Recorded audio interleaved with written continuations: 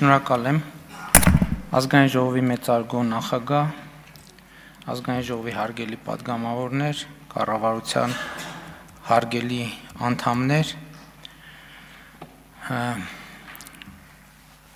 ես նախ ուզում եմ դիմել քաղաքացիական պայմանագիր խմբակցության մեր գործընկերներին եւ ասել, որ իմ տպավորությամբ Հայաստանի քաղաքացիները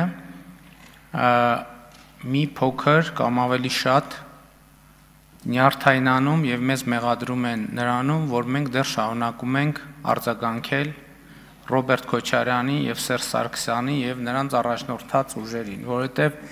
երբեմն քաղաքացիները, ես ուզում եմ վերջին շրջանի արձագանքների մասին խոսել, նրա մասին են, որ մարդիկ ասում են մեկ-մեկ նենց տպավորություն է, որ շատ հարմար է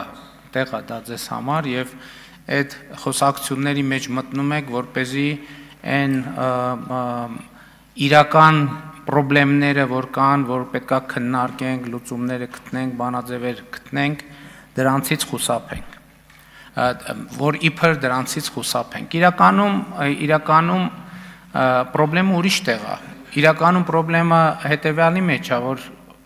հենց խորհրդանական երկրի կառավարման առանձնահատկությունը այն է, որ հիմնական խոսակցության կողմերը կառավարող մեծամասնությունն է եւ ընդդիմությունը։ Եվ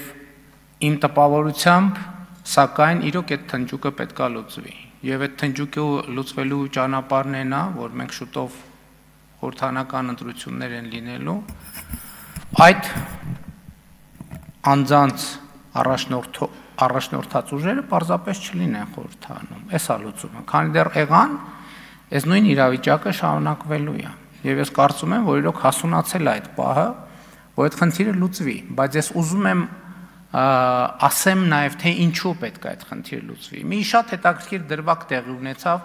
այս երկու օրվա քննարկումների ընթացքում։ Ընդդիմության պատգամավորը ինձ մեղադրեց, որ ես այլ երկրի ազդեցության գործակալին բարձր պաշտոններ եմ տվել զինված ուժերում, այդ երեգեր։ Այսօր եկավ այս ամբիոնից նույն մարդուն պաշտպանեց որպես հալածյալ։ Սա ինչի մասին է վկայում։ Սա վկայում է, որ ի հեճուկս անձնական որոշակի խնդիրների իրանք ուղղակի նույն կարգավիճակն են եւ նույն տեղից հրահանգը ստանում են, թե ում է պետք պաշտպանել եւ ում պետք չի պաշտպանել։ Այս ընտրություններում այդ խնդիրը պետքա լուծվի մի պարզ պատճառով, որովհետեւ ինչպես կարող են կռահել այդ նույն ելույթներից եւ հաջորդականությունից, այդ քաղաքական ուժերը եւ նրանց առաջնորդները նույնպիսի ենթադրաբար ազդեցության գործակալներ են Հայաստանի Հանրապետությունում։ Եվ